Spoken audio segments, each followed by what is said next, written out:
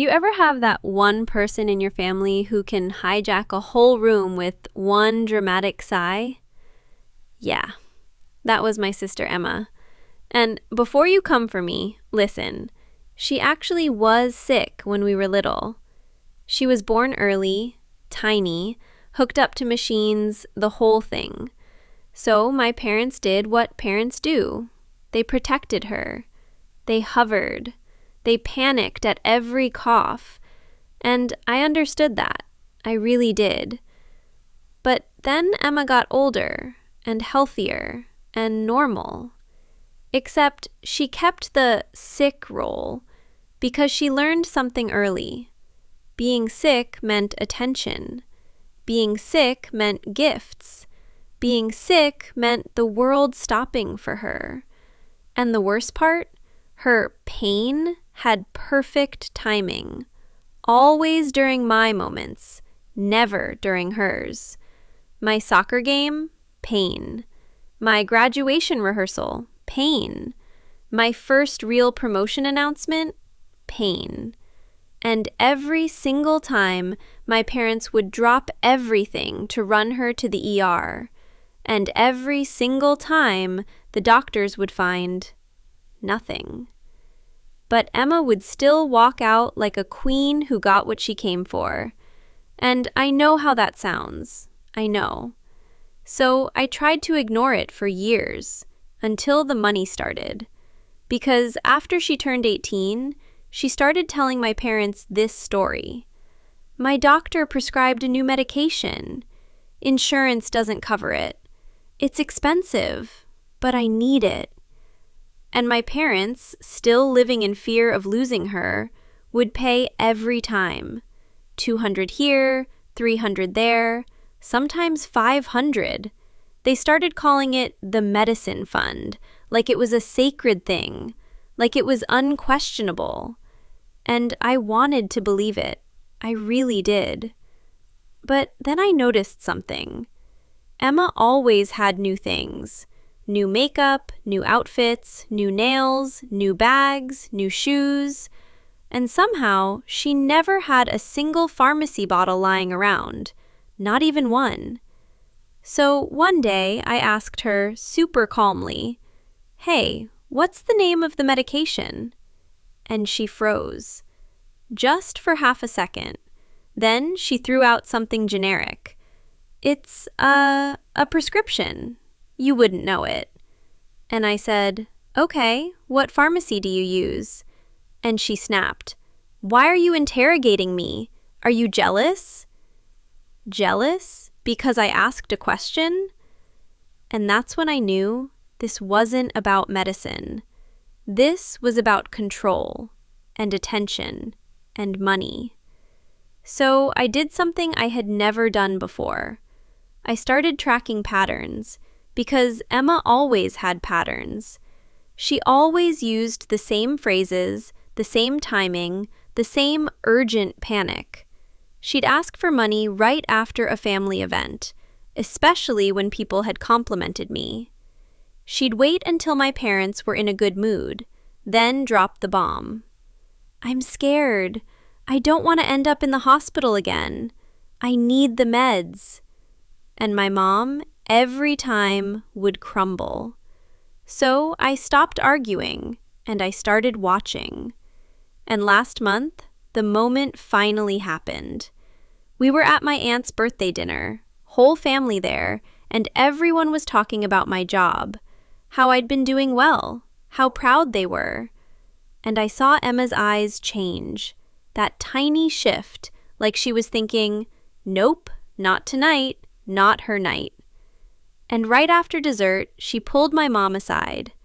I didn't even have to get close. I could read her lips. The medication. Insurance. I'm scared.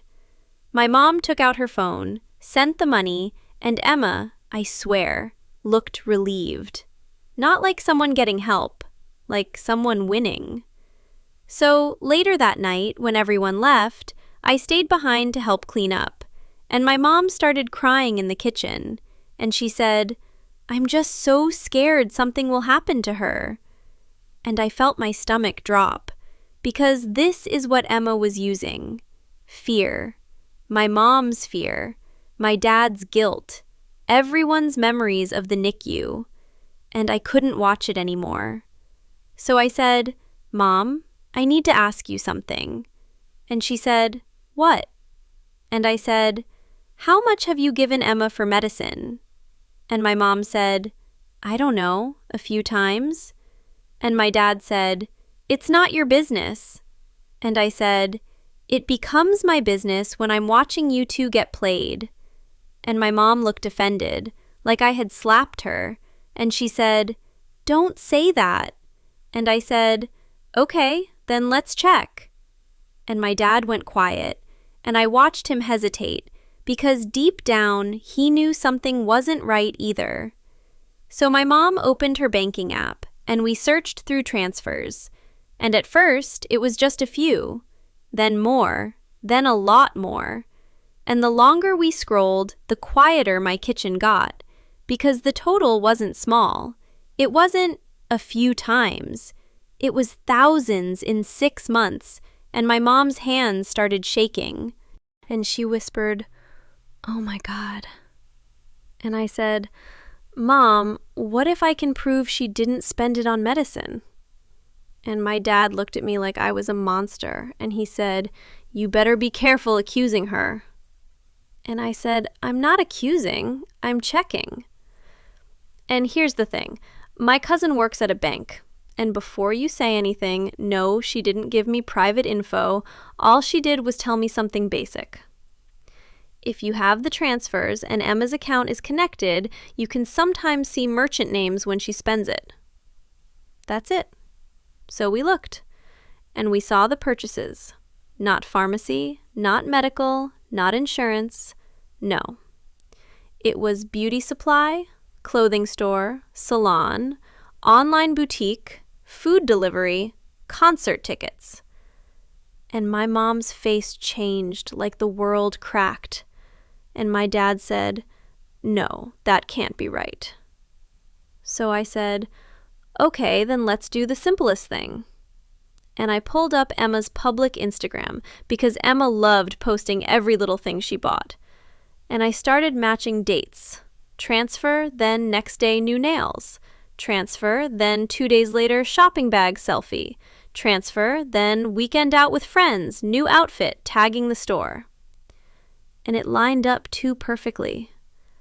My mom covered her mouth and started crying, and my dad sat down like his legs stopped working, and he said, "We have to talk to her." And my mom said, "No, what if she really needed it?" And I said, "Mom, if she really needed it, she can show you one thing.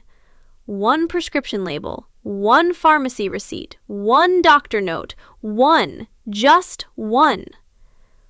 And my mom said nothing because we both knew she couldn't. So the next day we called a family meeting. And I know that sounds dramatic, but when someone takes advantage of fear, you don't fix it quietly. You fix it clearly. Emma shows up late, of course, walks in with iced coffee, fresh lashes, new jacket, and she immediately says, "Why are we all sitting like this?" And my mom says, "Emma, we need to talk." And Emma's eyes start scanning faces, me, mom, dad, and she lands on me and she says, "What did she say?" And my dad says, "This isn't about Sarah." And I said, "It is, because I'm done watching you do this." And Emma laughs like I'm being ridiculous, and she says, "Do what?" And my mom says, "The medicine money." And Emma's smile slips just a little, and she says, "What about it?" And my dad says, "We want to see the prescription." And Emma goes, "Why? Don't you trust me?" And my mom says, "Emma, just show us." And Emma says, "I don't have it right now." And I said, "You've been getting money for months." And she snaps, "Because I need it." And I said, "Then show the proof." And she says, "You're attacking me." And I said, "No, I'm asking a question and you're dodging." And my dad says, "Emma, we saw the purchases." Silence. Real silence. And Emma's face goes still like she's calculating, and she says, "You looked at my account." And my dad says, "We looked at ours and where the money went." And Emma goes, "You don't understand. Sometimes I buy things to cope. Pain is stressful." And I said, "So you bought a jacket to cope, with medication money?" And she yells, "Stop! You don't know what I go through." And my mom says, "Emma, please, just be honest." And this is the moment I will never forget. Because Emma didn't cry like a guilty person. She cried like an angry person who got caught. She said, "Fine, I used some of it, but I still need help. I still have pain." And I said, "Emma, you can have pain and still be wrong." And she stared at me like she wanted to burn a hole through my face. And she said, "You've always hated me." And I said, "No, I hated being your target." And my dad said, "We gave you that money because we were scared."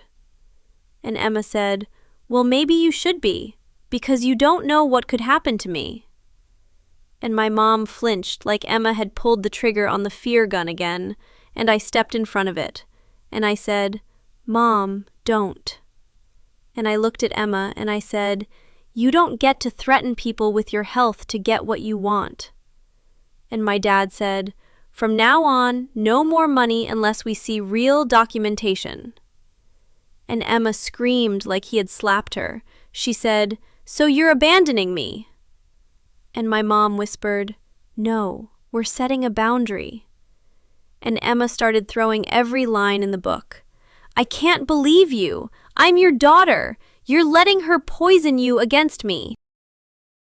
And then she did the thing she always did. She grabbed her side and she made the face, the pain face, and she said, "Oh my God, it's happening again." And my mom instinctively took a step forward, and I swear I watched the old habit try to take over. And then my dad said, "Emma, stop." And she froze, and my dad said, "If you're really in pain, we're going to urgent care." And Emma said, "No, I just need to lie down." And my dad said, "No, we're going now." And Emma panicked because she didn't want a doctor. She wanted a scene. And that was the moment my mom finally saw it, because my mom said, "Emma, if you're really hurting, let's go." And Emma backed up and she said, "I'm fine, just forget it." And then she stormed out, and the house went quiet. And my mom sat down like she had aged 10 years, and she whispered, "I don't know who she is anymore." And I said, "She's the same person. She just doesn't have the mask anymore." And now, here's where I need you. Because ever since that day, my family's been split. Half of them are saying, "You embarrassed her. You should have kept it private. She was sick as a kid. Give her grace." And the other half is saying, "Someone had to stop the bleeding. She was using fear to get money. Your parents were being drained." And I keep replaying it in my head, like, did I handle it right, or did I go too far? Because yes, I feel bad, but I also feel relieved. Like for the first time in years, I'm not the villain in a story she wrote. So is it just me, or is medicine money still stealing, even if you cry while you do it? Is it just me? Or do some people use their past like a hall pass to treat everyone around them however they want? And is it just me? Or when you keep protecting someone, you're actually teaching them they can keep doing it forever? So I need you to tell me. Comment "just you" if you think I should have stayed quiet. Or comment "not just you" if you think I did the right thing. Because I really want to know. Is it just me? Or would you have exposed her too?